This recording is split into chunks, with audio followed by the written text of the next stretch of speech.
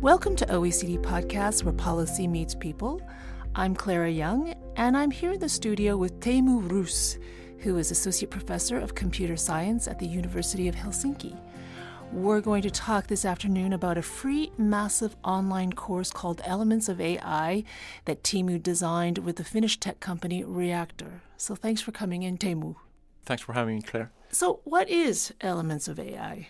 It is a course. On one hand, it is an online course that people can sign up for and they can browse and they can study, but it's also kind of an initiative or a movement to try and educate people about the principles and the basics of AI and also its societal implications. How long does it take to do the entire course? It's roughly 30 hours by and large. It depends a little bit on your background. If you've got a little bit of tech background, then it's going to be significantly less. But if you really want to, if you don't, and if you really want to sort of dig deep and take it easy, then it could be a bit more. But I'd say roughly 30 hours. We recommend that people allocate if they're if they're working or if they're studying something else, maybe they can allocate 5 hours per week, and that makes 6 weeks as a kind of a recommended schedule. And so what kind of things does it teach us? I mean, it teaches us things about neural networks and coding, right? It does teach us about neural networks, but there's no coding in it. It doesn't require any kind of tech background. I just, mentioned that some people have tech background and it's going to be easier for them. But it's really mainly intended for anybody but the people that are normally involved with AI. There's no programming, there's no complex maths. Basically, you need to be able to do basic arithmetics and read and write, and then you're good to go. So when you finish the whole course, you don't come out actually being able to code and design algorithms then? No, that's not the goal. We're not trying to teach AI engineers or developers. There are other people doing that all around the world. Rather, our aim is to kind of educate or build awareness in the society so that people could be consumers or users of AI. And of course, we all are. There's no single day that we wouldn't use AI. We use Google Search, we use social media, we use recommender systems for music, videos, news. And we're kind of users of AI, even if we're not aware of that most of the time, perhaps. But we're trying to help people be better users of AI and then possibly avoid some of the risks that are related to the use of AI.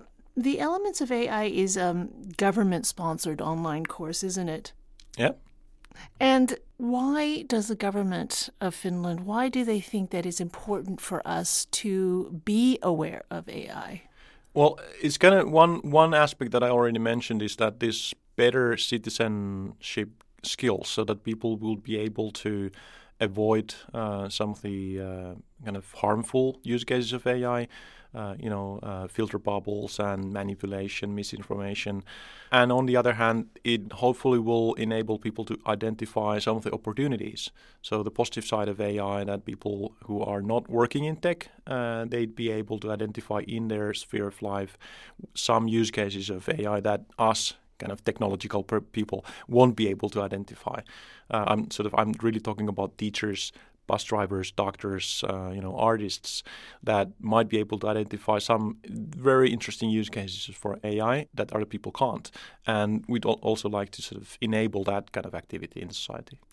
Have you had any communication with some of the people after they've taken the course and to see what they have done with their newfound knowledge of AI?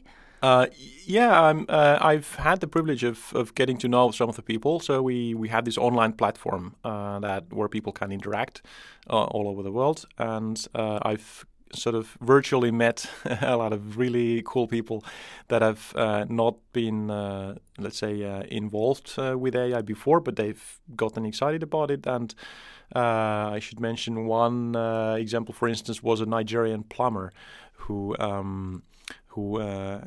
I believe the latest is that he is no longer a plumber, but now he's an entrepreneur, and he's sort of developing AI business in his business. And another person was an artist who still is an artist, but is trying to think how to incorporate AI in her work. So have they gone on to do deeper machine learning courses? Yeah, that's right. So we hope that people who kind of find their way into AI, into tech more generally through our course will get excited. And then, of course, there's tons of options for follow-up. And we're working on some follow-up courses as we speak. We're going to release some follow-up courses this year. But still, of course, the world is full of very nice AI courses for people who are kind of willing to invest a bit more of their time. How many people in Finland have taken the course so far? It opened in May 2018, right? Yes.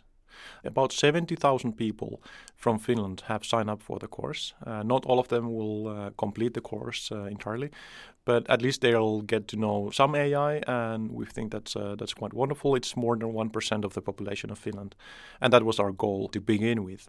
Then we've got a similar amount of people from outside Finland, and that's great as well. And now we're trying to target individual countries because we've learned that part of the success, as I said in the beginning, it's not only the course, but it's kind of an initiative to get people involved and interested in AI. And now we're building these initiatives in other countries. We're now moving into Sweden. There's also a government-supported project there around the course, and they're also trying to get as many people as possible involved and interested. And now we're moving to other countries, and I've been talking.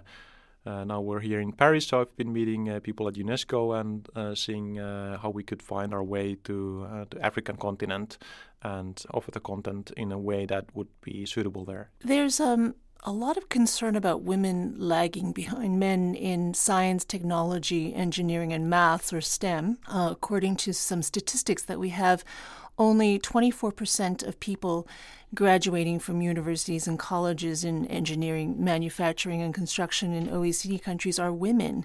So how many women have taken elements of AI? That's a great question, and we're quite happy that we have, if I recall, something like 45% female. I know the problem because I work at the computer science department, and we're used to having something like 22% of the students that come into the department female. I don't know if it's a coincidence or not, but we had just last year a great boost in the number of female applicants. So the number of female applicants grew by 50% at the University of Helsinki, and we're extremely proud of that. And we're sort of going to invest a lot of effort into trying to maintain that trend. And I've been very happy to see that the elements of AI is certainly one part of education that we can offer that is appealing to a wider audience. Do you know of women who finished the course, gone on to pursue a career in machine learning? Personally, I don't know any examples, but I certainly hope so. If there are any of you out there, let me know, and I'll be able to answer better in the next interview. Teemu would like to hear from you about that.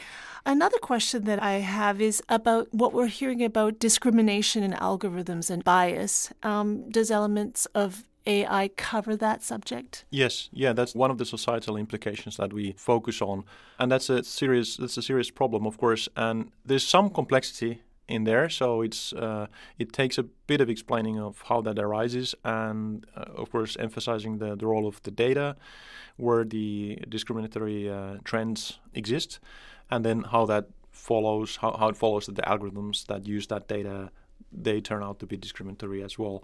And we do explain that, and we do and try emphasize the role of taking good care of your data, trying to identify any bias that is there and rectifying it. That's certainly one of the focus points. Do you have a sense from people after they've taken the course how this new awareness and knowledge of how AI functions has affected their online life, both as consumers or in the civic capacity? Again, I don't have systematic statistics on how they might have been able to take part in the public discourse. That's the goal that we have, that people understand enough so that they can form their opinion. They can take part in the public discussion and the policy making eventually. But I do certainly hope that is taking place. We see some sort of weak signals, if you like, of that discussion in the public, in the society, about AI getting gradually more mature, at least in Finland. And we hope that we would be able to reach that effect also globally.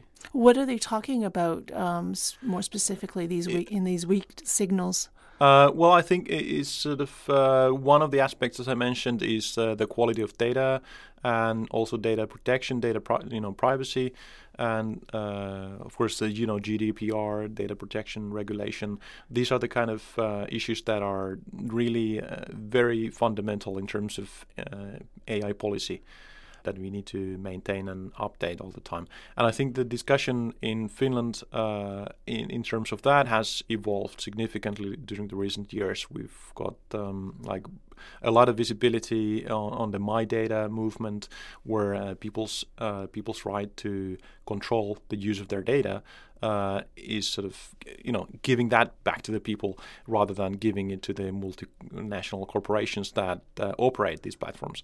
And trying to sort of proceed with that discussion, I think I'm seeing very positive signs about that in Finland and in Europe in general. People are a little bit afraid of AI, aren't they? I mean, we're a little worried that robots will take over from us humans. Should we be worried? Well, not about that. The robot takeover, the science fiction visions about self-aware robots that act like some sort of entities that have their own will and own kind of agenda is not realistic. Is not what us AI researchers are working on. We're working on quite a different kind of AI. We're working on individual applications. They're really like data processing systems that are designed to solve our everyday problems or whatever problems. But what people should be worried about and concerned about is the misuse of data that we've already talked about, biased algorithms or data, and the spread of misinformation. There was this recent a lot of discussion about the OpenAI text generation system, that can generate so authentic text. It's computer generated, but it sounds like it's human made, and you can adjust it to generate text about anything that you like, and that's potentially a means for mass-produced misinformation. And these are the kind of issues that people should be worried about, not the kind of robot takeover, the classic Terminator image. Well, thank you very much for coming and talking to us, Teemu. Thank you. And I should say here that the OECD is putting a spotlight on Finland this year to celebrate the 50th anniversary of its membership in the OECD. So happy anniversary, Finland. And to all you listeners, thank you for listening to OECD Podcasts. I'm Clara Young. To learn more about Elements of AI, go to elementsofai.com. To find out more about OECD work on AI, go to oecd.org/science. And to listen to other OECD podcasts, find us on Spotify, iTunes, and SoundCloud/OECD.